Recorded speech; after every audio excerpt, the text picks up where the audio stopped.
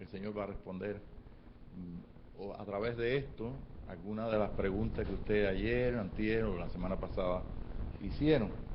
Yo voy a empezar entonces, el tema que vamos a tratar es el tabernáculo de David. ¿Okay? El tabernáculo de David, yo no voy a preguntar cuántos conocen el tabernáculo de David, ni qué es el tabernáculo de David, pero les voy a hacer una historia de cómo nosotros conocimos lo que es el tabernáculo de David. Para hacer esta historia, el Señor nos llevó a cada uno de nosotros a unas ciertas experiencias donde estábamos ya maduros para recibir entonces lo que Él estaba revelando acerca de esto. En realidad hay muchas cosas en la Escritura, muchas cosas de la historia de nuestro cristianismo en el libro de los Hechos, las cuales nosotros o las hemos escuchado por nuestros enseñadores de una forma como ellos la entendieron, como la entendieron los enseñadores de nuestros enseñadores. Y bueno, eso es bueno porque sabemos que nos hemos dejado enseñar. Pero por otra parte, pues llega el tiempo donde nosotros, dejándonos enseñar, encontramos verdaderamente una tremenda profundidad y una ampliación de casi todas las cosas que en su limitación nos dieron nuestros maestros. Y bueno, si usted está en este caso, pues usted está siendo enseñado, pues seguramente que el Señor va a ampliar todo lo que tú recibes en este día. Antes de entrar a leer aquí lo que es el tabernáculo, de dónde sale esto del tabernáculo de David, qué cosa es, yo quiero que nosotros podamos recordar esto.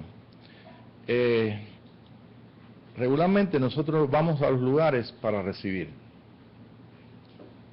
recibimos, pero cuando nosotros asistimos a un lugar a dar, o cuando vamos nosotros a dar algo, es más difícil que se encuentren muchas más personas dando, se dan muy poquitas personas, o sea, las personas que son puestas a dar. Entonces, dar es mejor que recibir, es al revés a como nosotros lo entendemos en nuestra cultura, en nuestra religión cristiana. Pues nosotros tenemos un vivo ejemplo de esto en la historia de nuestro cristianismo católico o romano.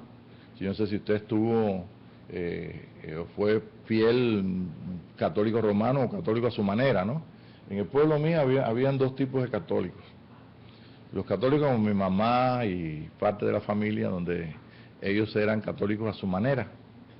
Quiere decir que ahí estaba colgado el cuadro de San Juan Bosco, que yo no sé por qué tenían a San Juan Bosco ahí, pero parece que fue una herencia de alguien, de un bisabuelo de alguien, pero ahí estaba colgado el corazón de Jesús, que tenía a Jesús así, y tenía abierto todo el pecho, y un corazón con llamas, y con espinas.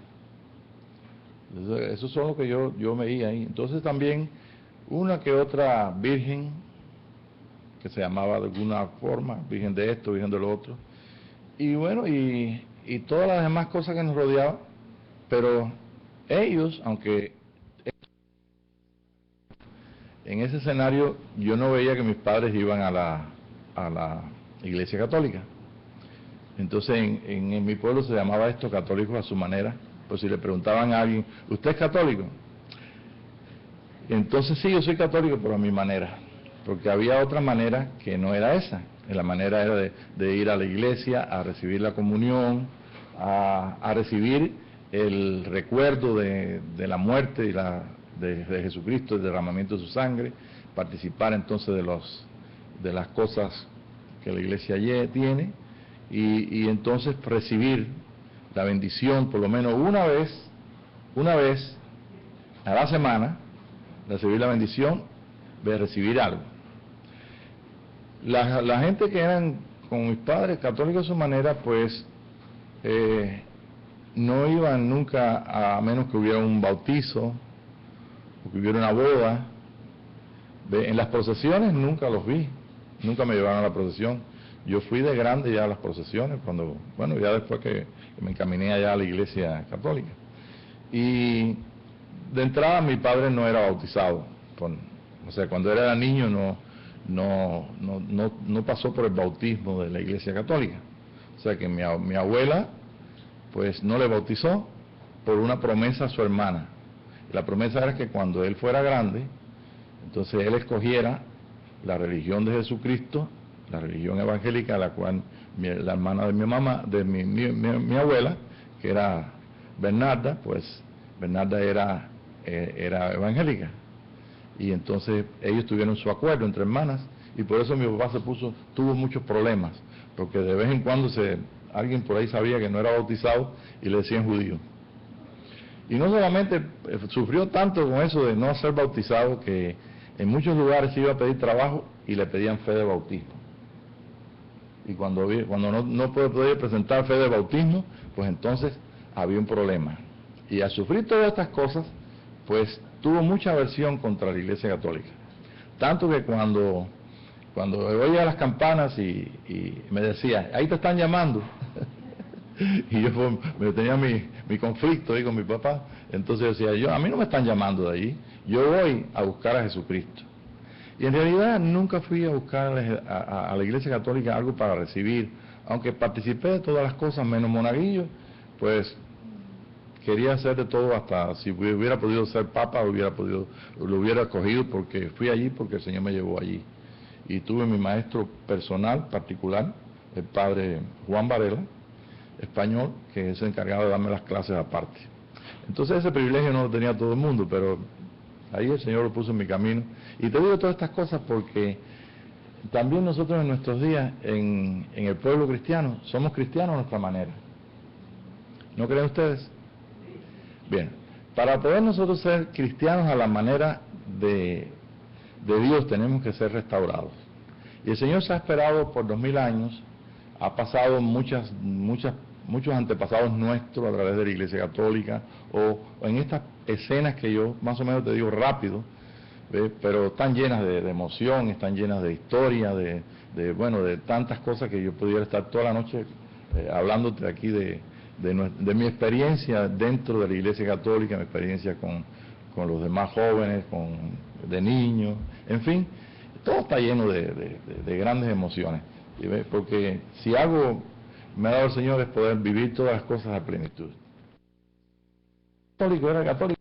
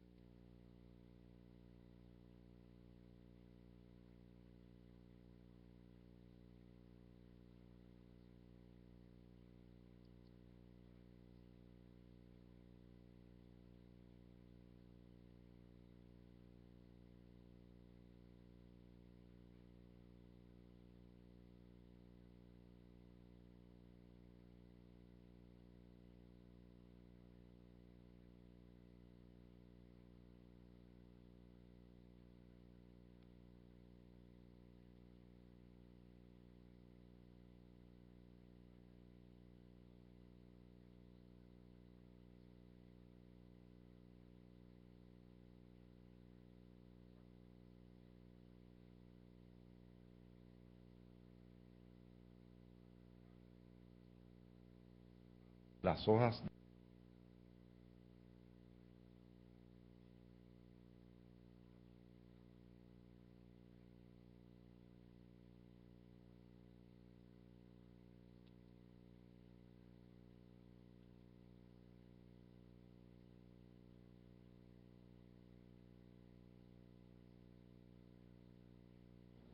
hemos producido, se ha visto el producto de esa fe, un fruto agradable, un fruto donde a pesar de todas las circunstancias hemos sido adelante guiados por el Espíritu de Dios y hemos dado algún fruto. Yo digo algunos para no, ¿sabes? No ser más humilde, pero algún fruto por ahí hemos dado. Y entonces en eso es lo que nosotros nos gozamos y damos gracias al Señor. Cuando llegamos a Georgia, yo tuve contacto de nuevo con otros sacerdotes, pero esos sacerdotes ya estaban en los grupos carismáticos. Entonces supe lo que eran los grupos carismáticos, tanto en el trabajo que teníamos por la capacidad de, o sea, por los que vivían allí, o sea, los que trabajaban, mejor dicho, allí con nosotros, y porque pude encontrar personas que tuvieron la misma experiencia que nosotros de ser llenos del Espíritu y de ser consolados en gran manera. Me recuerdo la vez que fui a lavar el carro en la estación de servicio, llené mi tanque y entonces me encontré allí, vino corriendo para mí, acercándose a mí, un arquitecto, un joven que yo había conocido, la esposa, y cuando nos abrazamos, parecía que era una electricidad que teníamos, y yo le dije, ¿tienes el bautismo del Espíritu Santo? Y él me dijo, sí, y tú también. Entonces nos podíamos identificar en el Espíritu, y él era católico, y yo no era católico, yo era bautista a mi manera, y entonces él comenzó a hacer lo que llamó, y se dejó llamar católico carismático, quiere decir que fue católico también a su manera. Entonces, si estamos en esta confianza aquí, en este reposo, podemos decir que cuando nosotros somos cristianos o hijos de Dios a nuestra manera, pues nosotros tenemos la gran oportunidad de que Él nos escoja cuál es el llamado que Él tiene para nosotros.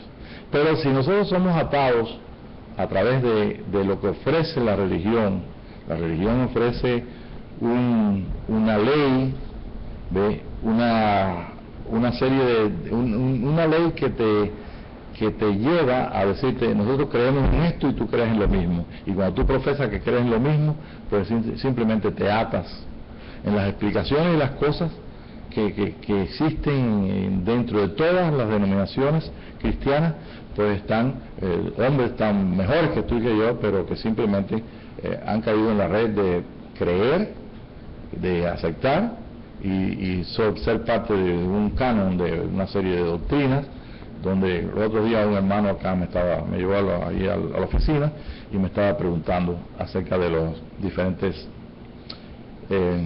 como le llaman los que tienen los católicos, que son las diferentes cosas que ellos hacen y que dice que ellos tienen que hacerlo. Me preguntaba por qué nosotros no lo hacíamos. Yo le expliqué por qué.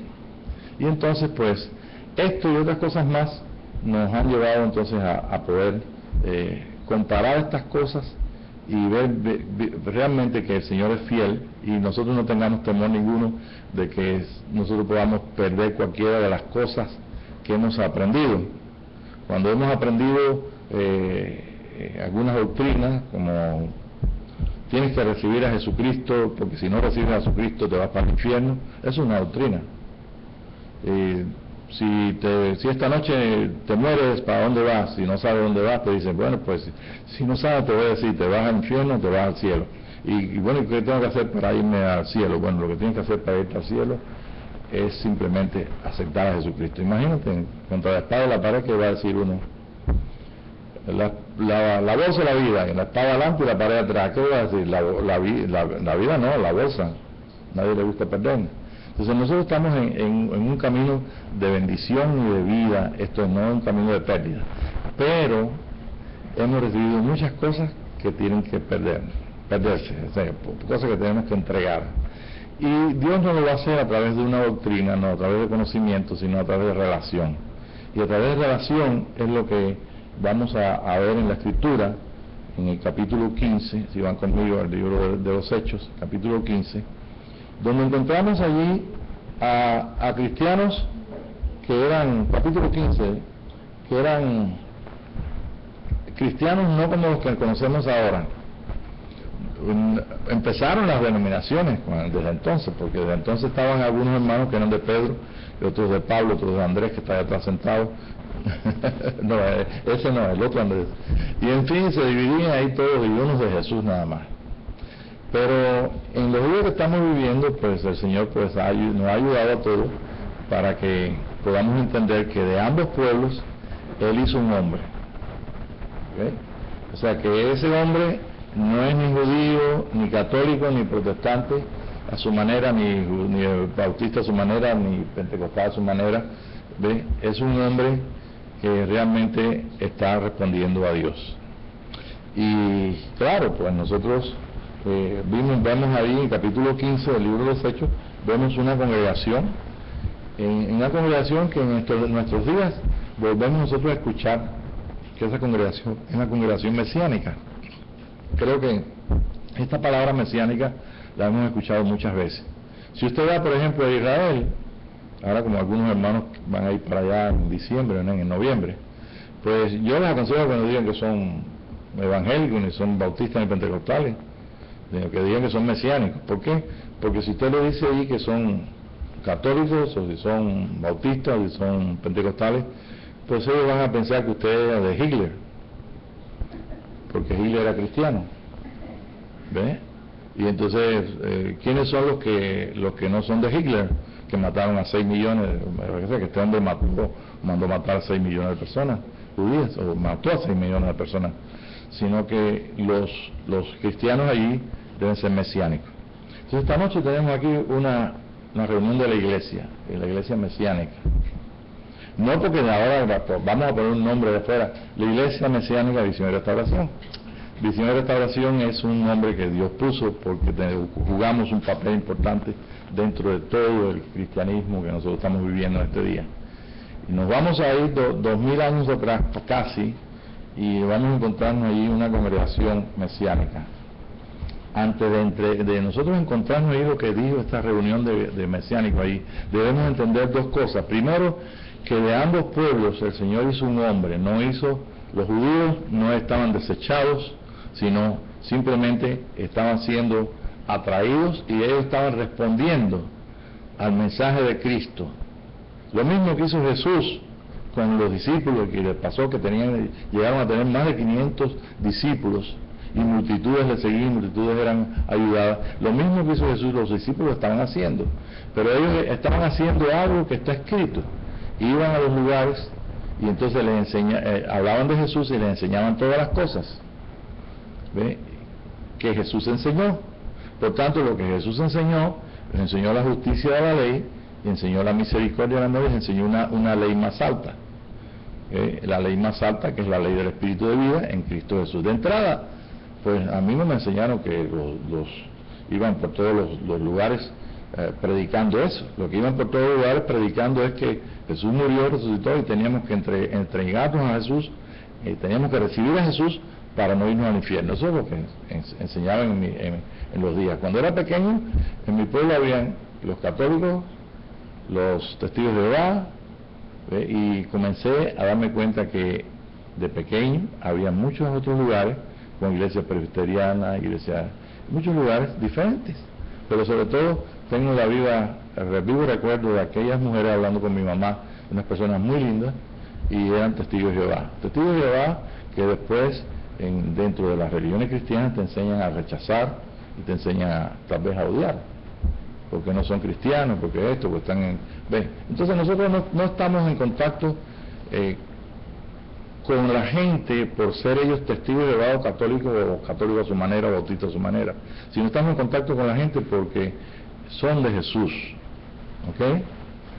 Cada uno de los hombres que están allá afuera, malos y buenos, son de Jesucristo. Los buenos no son de Jesús nada más, son todos. Y buenos y malos, el Señor se los compró a todos. Y nosotros nos encontramos esta noche que Él se ha revelado en nuestra vida y se ha revelado a nuestra vida en tal forma de que nosotros podemos entender los tiempos y las razones y por qué son las cosas. Y esto nos ha dado el que nosotros podemos estar aquí esta noche, no para recibir nada. Para mí es un placer poder compartir lo que yo siento, lo que creo, lo que pienso, ¿ves? Y esto es porque lo único que quiero es inspirarte para que te unas más al Señor y puedas entonces alcanzar los propósitos por qué tú naciste y por qué estás aquí.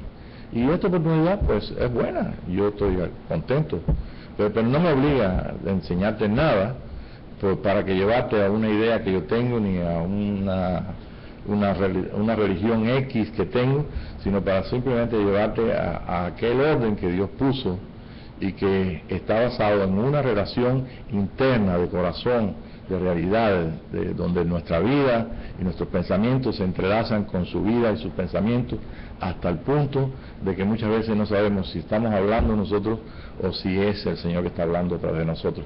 Pero nos encontramos con el conocimiento que tenemos y las experiencias que tenemos de haber estado, de haber andado y de haber recibido muchas impresiones y muchas equivocaciones y muchos aciertos, y hasta aquí podemos decir todos nosotros, hasta aquí nos ha ayudado el Señor. Y si hasta aquí nos ha ayudado el Señor, pues estamos entonces nosotros en la reunión de la iglesia, donde las iglesias que somos nosotros, esta iglesia que estoy aquí, este templo que está aquí y el templo que eres tú, ¿ves? Voluntariamente nos hemos unido no para recibir nada, ¿ves? Ni siquiera comida, sino nos hemos reunido para dar algo. Y entonces eso te va a contestar la pregunta, ¿ves? Que tú puedes contar porque hay sillas aquí que están vacías, porque es mejor dar que recibir, pero no es así como lo entiende el hombre natural y el hombre religioso. Entonces, claro está, nosotros con eso no estamos condenando a nadie, ni estoy condenando a nadie que no haya podido asistir con un deseo en su corazón de estar aquí, porque el corazón es lo que nos une. En este día, en este momento estamos unidos con miles de millones de personas que aman al Señor, estamos en un solo espíritu, y que en ese solo espíritu pues nosotros participamos de ese poder que tiene ese solo espíritu, y nosotros somos los que traemos el espíritu. Entonces, cuando nosotros traemos el espíritu, miren, cuando la gente en todo el mundo tienen un gordito ahí que le pasan la mano y le piden, ¿verdad? ¿Saben cómo se llama? No digan, porque no vamos a despertar el espíritu ese. Pero cuando hay miles de millones de personas que están en un solo espíritu, tocándola o mirándolo y creyendo que les va a dar dinero, les va a dar algo, pues ese espíritu se hace muy grande. Y se hace, ¿qué grande? Lo grande que sea la gente que cree en eso. Pero nosotros estamos aquí en el Espíritu de Cristo con todos nuestros amados hermanos que están en ese Espíritu, y somos un pueblo muy grande. Y ese pueblo muy grande está recibiendo todo el influjo y todo lo que hay de vida en ese Espíritu. Entonces, y eso no se ve, no se puede ver, yo no te lo puedo mostrar, a menos que lo exprese a través de amor o a través de los sentimientos más altos que tengamos, y que podamos entonces participar de su fruto. Pero realmente es una buena oportunidad que tenemos cuando nos juntamos de ser la iglesia.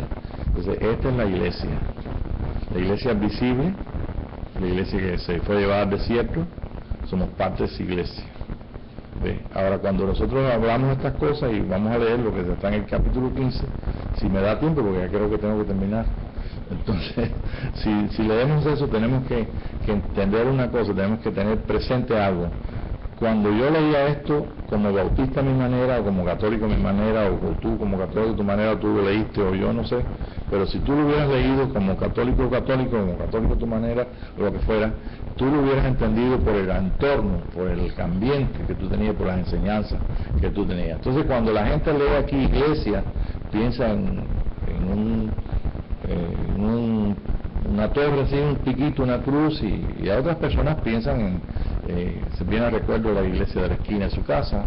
Yo me recuerdo que el primer impacto que yo tuve, bueno, que me di cuenta, la iglesia presbiteriana en mi pueblo era una iglesia, como nosotros, para poder entender ustedes, ¿no? Para que puedan entender.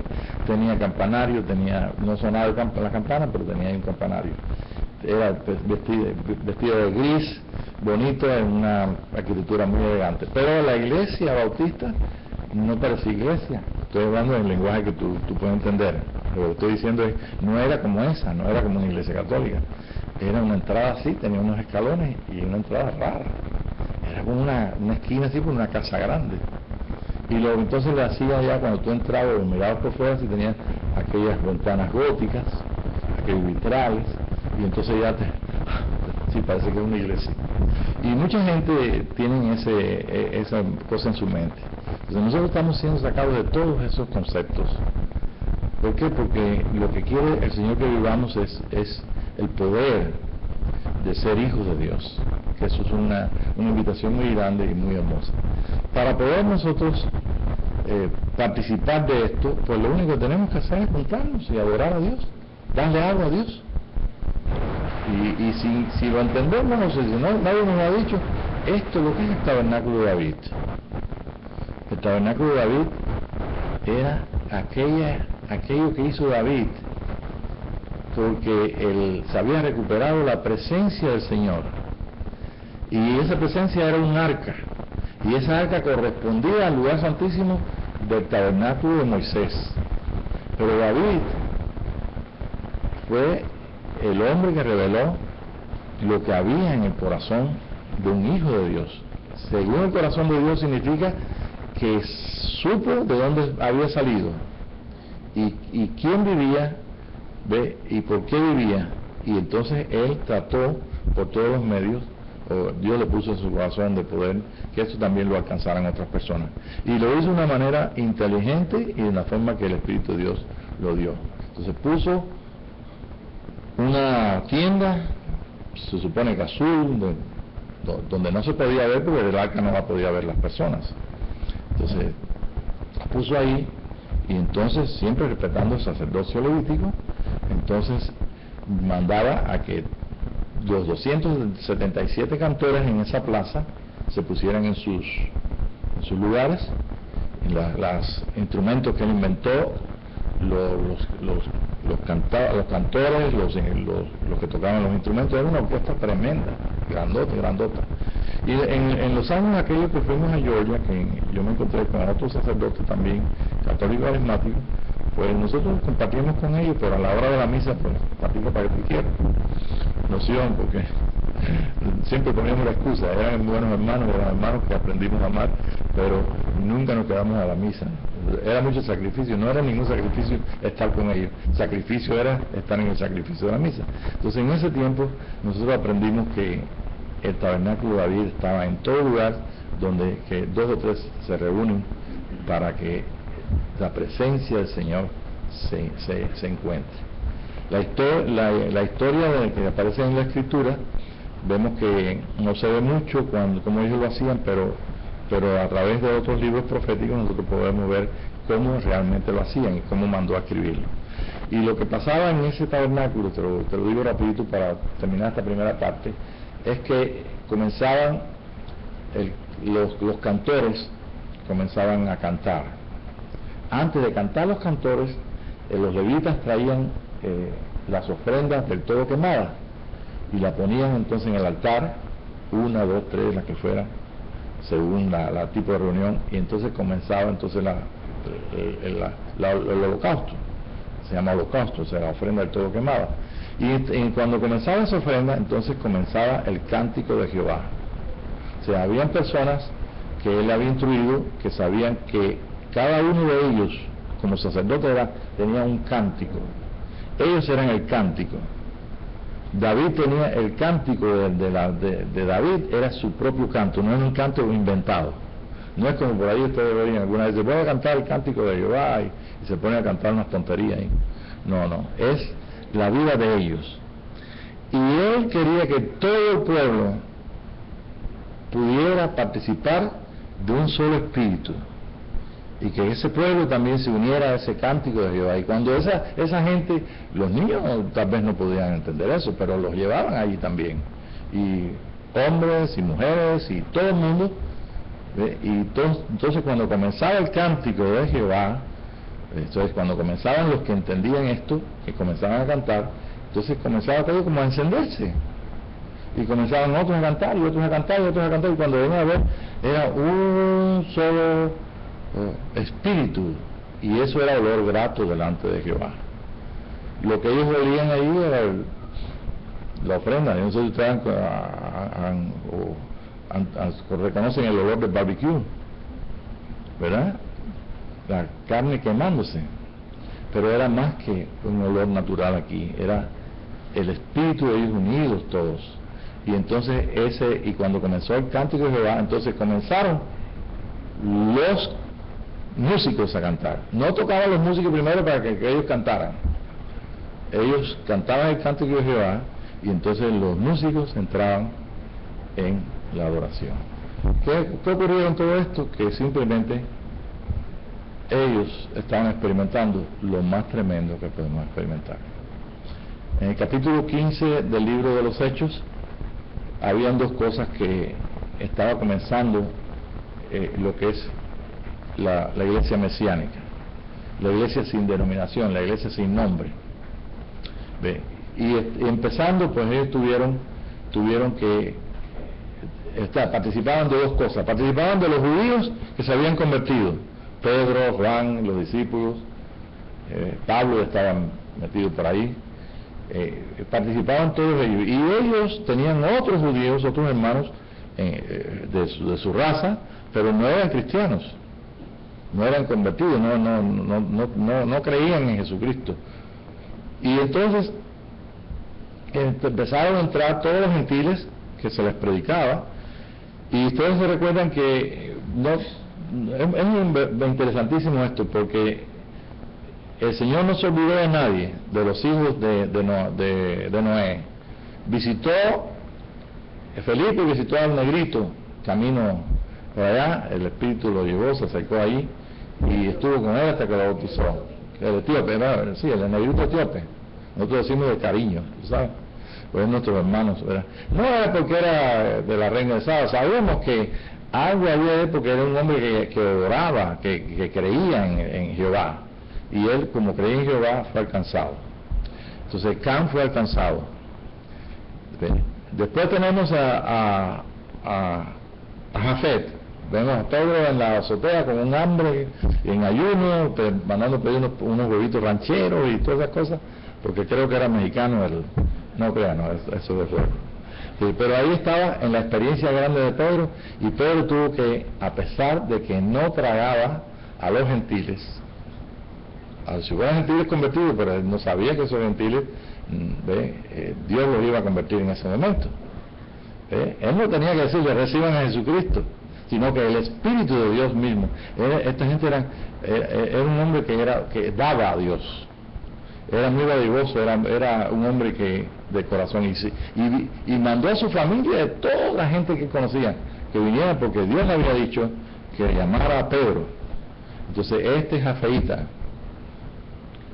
simboliza todo el mundo de los que descienden de Jafet, y ahí ellos recibieron el impacto del Espíritu Santo, y todos hablaron en lenguas, y Pedro lo volvió a repetir cuando se fue con ellos.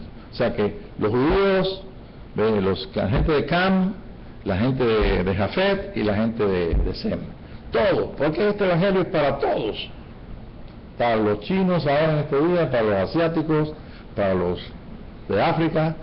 Y ahorita estamos tan mezclados que algunos de nosotros tenemos rasgo un poquito chino, a lo mejor tengo algo de chino, o de mexicano, o de no sé, y por allá unos blancos, unos negros, estamos todos mezclados. Ahorita no es nada, pero quiere decir que en estos momentos, no porque yo sea cubano me va a visitar el Señor, ni porque sea mexicano, sino porque somos gentiles. A menos que sepamos que venimos de una raza judía, pero aún así, si fuéramos de raza judía, nos quiere visitar. Si fuéramos del África, nos quiere visitar, y a todos nos quiere visitar. Y de esto tenemos que estar conscientes, que es Dios el que está haciéndolo. Pero lo hace a través del orden que tiene. Si nosotros no podemos entender qué es el tabernáculo de David, nosotros no podemos entonces venir a una reunión, o venimos, vamos a hacerlo de esta forma, o venimos a la reunión porque se nos dice que van a dar algo, o venimos a la reunión para dar algo, y ahí estamos todos. las grandes iglesias que llaman, entre comillas, las grandes reuniones cristianas que hay, le están ofreciendo a la gente que no le ofrece sanidad, deje de sufrir o no sé lo que fuera, le ofrece un evangelista que viene para sanar a la gente, le están ofreciendo algo. Y hay que ver la cantidad de personas cuando está hablando ese hombre y tienen papelitos en sus manos, quieren escribir. O sea que por la vista misma el Espíritu me da testimonio de que la gente tiene hambre. Pero yo no puedo alcanzar a esa congregación que está ahí grande por mí mismo. ¿Ve? Primero Jerusalén. Si nosotros aquí, los hermanos que estamos aquí, los que están en contacto conmigo y con otros hermanos de acá, no entienden qué cosa es el tabernáculo de David, yo no creo que entonces el Señor nos da la oportunidad de ir a enseñar el tabernáculo de David a la mega iglesia de la esquina de aquí entonces, de alguna forma, nosotros tenemos que dejarnos trabajar por Dios y entender las cosas. ¿Por qué entenderlas? Si usted no fuera llamado a ser un discípulo del Señor Jesucristo, no tendrías tú que preocuparte por esto. Sería parte de aquellas personas que otro enseñaría. Pero yo creo que estoy hablando aquí con discípulos del Señor Jesucristo. Y un discípulo es para que haga otro discípulo y para que enseñe las cosas básicas. Y porque todos necesitamos. Si a mí no me hubiera enseñado de pequeño, hubiera entonces que el mozo y el muchachito de la selva que lo dejaron en la selva y lo enseñaron los monos. Eso es una historia muy bonita de los niños. Pues nosotros no somos Mowgli, somos Pablito y Dancito y el otro y cada uno de los que estamos aquí, que nuestros padres nos enseñaron. Y nos enseñaron tal vez lo que ellos tenían, y con lo que ellos tenían nos lo dieron a mi hermano y a mí. ¿Por qué? Porque ellos consideraron que aunque no eran completamente católicos, eran a su manera, había algo más, había algo secreto, que no solamente tenía mi padre porque no se había bautizado, sino tenía mi madre porque cuando ella era pequeña, su padre tenía esa fe. Y su padre oraba mi abuelo oraba por ellos y sanaban. Mi abuelo profetizaba. Y yo no sabía nada de eso, porque un niño, ¿cómo va a entender eso? Pero cuando tuvimos la oportunidad de recibir quién era Jesucristo, ellos nos lo enseñaron. Y mi abuela ahí la tengo. En mi memoria está ahí, siempre con su historia de cuando era pequeña, que hacían las maldades en la Iglesia Católica, pero era una persona también que creía en el Señor Jesucristo. Bien, entonces ahora nosotros nos encontramos ante este gran día donde tenemos que saber qué es el tabernáculo de David. Yo voy a leer para terminar y vamos entonces a dar la segunda parte para el domingo. Sí, el domingo entonces seguimos la segunda parte. ¿Ok? Si tienen alguna pregunta, no la hagan ahora. ¿Bien? Vamos a leer aquí. ¿Por qué no hacemos una cosa? Vamos a leer en Segunda de Crónicas primero y después leemos allá 15. Segunda de Crónicas 28. Esta historia es un rey que se llama Ezequías. Ya había pasado, ya habían hecho el templo, ya había pasado todos aquellos años. Ya en el tiempo de David todavía no estaba Salomón, o sea, su hijo no estaba Salomón. Pero ya entonces en este tiempo ya habían ocurrido muchas cosas, ellos habían ocurrido muchas y estaba todo desordenado, no había nada ordenado, no sabían cómo hacer y este hombre Dios lo usó para restaurar el tabernáculo de David, esto es para restaurar el culto a Dios. Ese es el tabernáculo de David. ¿Ya lo aprendieron? ¿Qué es el tabernáculo de David? Es el culto de adoración a Dios donde su presencia es notoria. Y eso es lo que en el capítulo 15 dijeron los discípulos que estaban allí reunidos, que el tabernáculo de David está caído. Y es verdad que estaba caído. Y ha estado caído en todo el cristianismo hasta que el Señor en el año 68 comenzó por la Iglesia Católica, ahora una los Cabos, y en esa Iglesia Católica entonces restauró lo que es el bautismo del Espíritu Santo que dio en 1910, en 1906, en 1910, a lo que conocemos ahora como Iglesia Pentecostal, o sea, el movimiento pentecostal. Ahora, en el año 68, visitó el Señor con su poder, y entonces comenzó el mover carismático, y del mover carismático todas las iglesias con nombre de denominación llegaron entonces a experimentar lo que es Pentecostés, lo que es la llenura del Espíritu Santo, el bautismo del Espíritu Santo. Y en estos momentos, pues, todas las iglesias cristianas, todos los nombres de denominaciones, tienen gente como tú y como yo, que adoran a Dios y que realmente fueron visitados y recibieron el influjo, la bendición de esta llenura del Espíritu y de esta realidad de que Dios está dentro de nosotros. Y de ahí viene entonces todo, estoy hablando del año 70, 74, donde nosotros comenzamos a ver todas estas cosas y luego entonces llegamos hasta nuestros días. ¿Cuántos años han pasado? ¿De 74 para acá? Un poquito. Bueno, todavía está el testimonio y todavía mucha gente cristiana necesita saber que ya el tabernáculo de David se ha levantado y que nosotros somos los responsables de hacer algo. Si usted quiere hacer algo para honrar a Jesucristo, porque siente ese deseo, comienza por el tabernáculo de David. No comience por hablarle a nadie ni por tratar de convencer a nadie. Comienza por el tabernáculo de David. ¿Por qué? Porque comenzamos dando.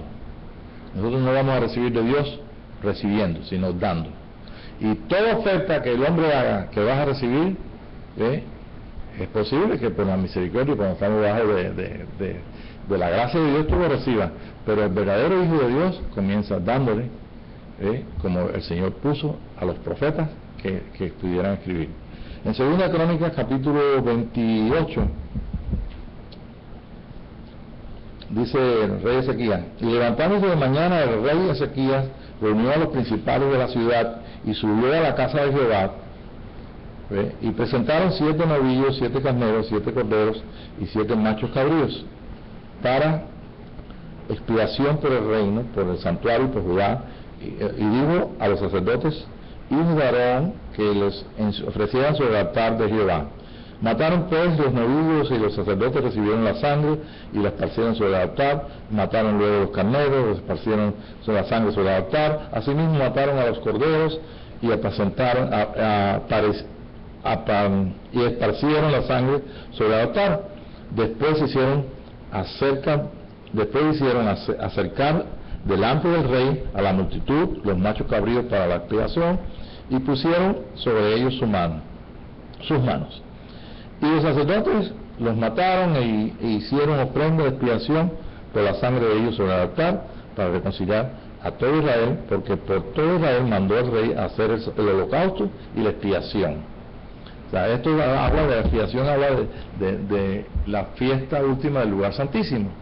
O sea, lo que el Señor está abriendo, lo que empezó a abrir con el movimiento carismático, fue la revelación de la vida que está detrás del velo, porque yo quiero que ustedes sepan que Pentecostés es nada más que es una sola fiesta, pero una sola fiesta que te dice lo que hay detrás y que prueba los corazones para buscar más la realidad y la verdad y la vida que está escondida detrás del velo. Ok, entonces dice aquí: puso también levitas en la casa de Jehová, 25. Estoy leyendo Crónicas 28, 29. Capítulo 29, Crónicas 29, verso 25. Puso también levitas en la casa de Jehová con címbalos, salterios y arpas, conforme al mandamiento de David, de Gad, vidente del rey, y del profeta Natán, porque aquel mandamiento procedía de Jehová por medio de sus profetas. Y los levitas estaban con los instrumentos de David, y los sacerdotes con trompetas. Entonces mandó Ezequías a sacrificar el holocausto en el altar, y cuando comenzó el holocausto, comenzó también el cántico de Jehová, con las trompetas y los instrumentos de David, rey de Israel. Y toda la multitud adoraba, y los cantores cantaban, y los trompeteros sonaban las trompetas. Todo esto llegó hasta consumirse el holocausto. 5 horas, 4 horas, 6 horas, no sé cuánto. 2 horas, no sé. Y cuando acabaron de ofrecer, se inclinó el rey y todos los que con él estaban y adoraron. Se le dieron a Dios primero. Participaron de lo más hermoso, que es la unión de Dios con ellos en sus espíritus. Hicieron que sus hijos participaran, hicieron que toda la gente, hombres, mujeres y todos, pudieran estar en un solo espíritu. Y luego entonces vino un gran temor. Entonces ellos se se tiraron al piso y adoraron en silencio, reconociendo que era Dios de Israel. Yo creo que hace falta tomar un poquito más en serio lo que es la presencia del Señor y lo que es el gran privilegio de ser hijos de Dios. Y si queremos que algo en nuestra vida se restaure, pues vamos a tener que comenzar por entender que ya el tabernáculo de David fue revelado desde el tiempo de la manifestación carismática desde la Iglesia Católica hasta nuestros días, y ahora en estos días, si no escuchamos muchas de estas cosas por allá, es porque los que tienen los medios y las cosas y las comunicaciones se han ido por otro lado. Pero yo creo que aquí esta noche hay gente que quiere ser restaurado, y el anuncio, la bendición grande que Dios nos da es que para que esto ocurra tenemos que nosotros comenzar a hacer algo. Hay quien dice no tenemos que hacer nada, nada más que Dios nos haga. Y sabemos que yo no puedo añadir una pulgada a mi estatura espiritual, pero yo sí puedo hacer algo, ¿ve? Y lo que yo puedo hacer es lo mejor que nosotros podamos hacer todos, y es adorarle. Cuando ponemos nuestros cuerpos en sacrificio vivo agradable a Dios, estamos en el tabernáculo de David, ¿ve? Y yo sueño con una congregación, con estar, ¿ve?, en un lugar donde haya miles de personas que están juntamente conmigo, adorando, dándonos en sacrificio vivo, agradable a Dios, y sintiendo y participando de los sentimientos más profundos y más bellos que pueda existir de una criatura, de un hijo de Dios. Y eso es amando en el nivel donde Dios quiere que nosotros lleguemos a amar, ser uno con Él. Para ello nos ha dado una buena noticia, y es que todos nosotros somos perfectos, porque Jesús fue perfeccionado. Y si Jesús en mi cabeza fue perfeccionado, este cuerpo de miles de personas que Él trajo, que Él llamó y que nos hizo nacer en nuestro día para ser parte de ese cuerpo pues tiene también, ¿ve?, en ese solo espíritu el ser perfecto. Si la cabeza es perfecta, el cuerpo es perfecto. La experiencia la tenemos personal. Personalmente yo voy a crecer, pero soy perfecto. Estoy creciendo, pero soy perfecto. Mañana seré más, creceré más en la esperanza, ¿ve?, pero soy perfecto. Y somos perfectos en cada nivel que nosotros podamos expresar la unión con Dios en nosotros. Y la unión con Dios en nosotros no se puede expresar ni a Dios sin amor, y tampoco ni al prójimo sin amor, ¿no es cierto? La unión con Dios está hecha, pero tiene una expresión. Entonces, lo mejor que podemos hacer nosotros en el camino, y con Jesús dijo, yo soy el camino. El camino es, vamos a caminar en una sola senda, no la senda de católico a mi manera, o bautista a mi manera, o cristiano a mi manera. En la senda que caminan los hijos es en la senda del Hijo, y la senda del Hijo es una senda perfecta. Si tenemos que caminar, por supuesto. Nadie se quiere quedar atrás de los que aman al Señor. Pero el Señor dijo, yo soy la verdad, y la verdad no me la puede dar el hombre. El hombre me puede enseñar, yo puedo ser discípulo de cualquiera, pero el que me enseña de verdad es el Espíritu de Dios. Los hijos son guiados por el Espíritu de Dios. ¿Y la vida qué es? Pongan sus manos así, esa es la vida, hacer.